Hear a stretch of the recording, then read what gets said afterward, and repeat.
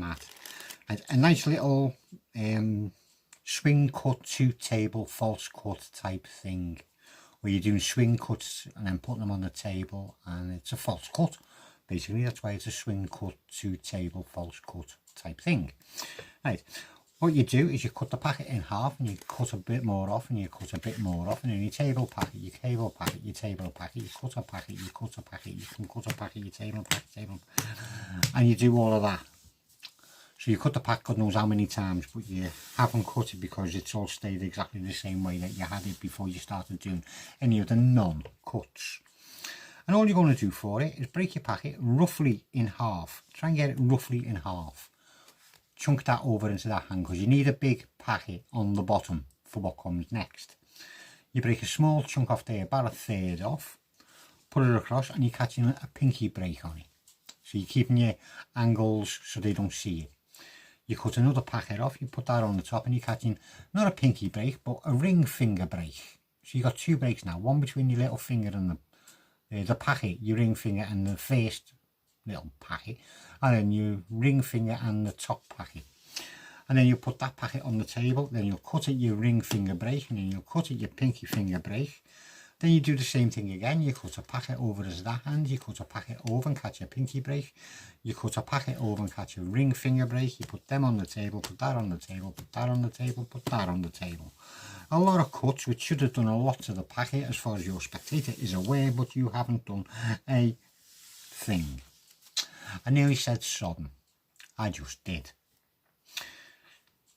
Break off half of the packet, swings it over. A little chunk, about a third. If you want to be really clever, you can catch a pinky break. But I think this is just going a bit overboard. You catch your ring finger break. And you can do it again and catch a break with your middle finger. Then you're sticking down 1, 2, 3, 4 packets, and then doing the same thing again. Cutting a chunk off, cutting a chunk off, cutting a chunk off, cutting a chunk off, and putting down 1, 2, 3, 4, and 5 packets that time, because you're putting the last packet on as well. So you've just done 9 cuts, plus the cuts into that hand, which makes more than 9 cuts. But you haven't done nothing to the packet, and your spectator is unaware that you haven't done anything. They think you have.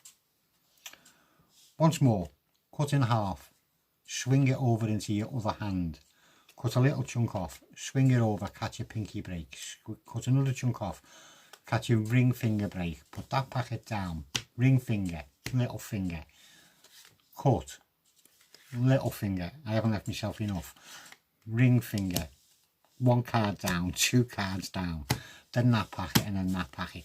Yeah, I didn't leave enough at the bottom, yeah.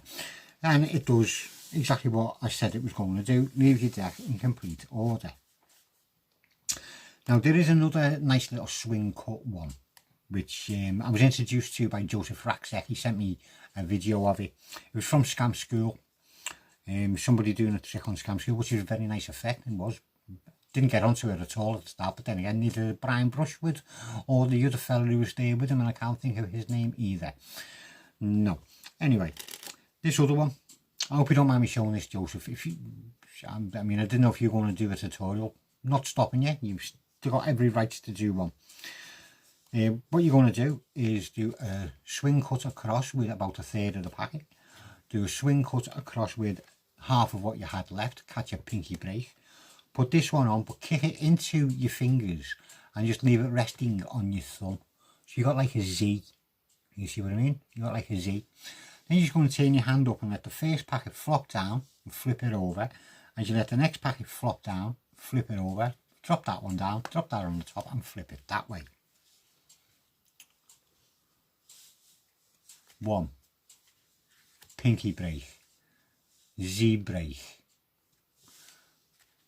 2. Down, over, down, drop, back, done. And it's very nice. And again, it does nothing to your pack. So just another nice way of doing a very nice swing false cut, catch your break, drop it on, break with your thumb, flip it off, flip it down, flip it over, and you're away to go. And if you want to add in one of them with it, I mean, you don't have to do with the 2 and the 3, you can just do that with the 1 break, catch a pinky break, drop it down and drop it down. But I think it does I think this one does look better if you can do it with the 2 brakes. The 3 brakes is a bit overboard, I would say, but depends how you feel when you're doing it. And anyway, I'm going to shut up now. I've taken up too much of your valuable time.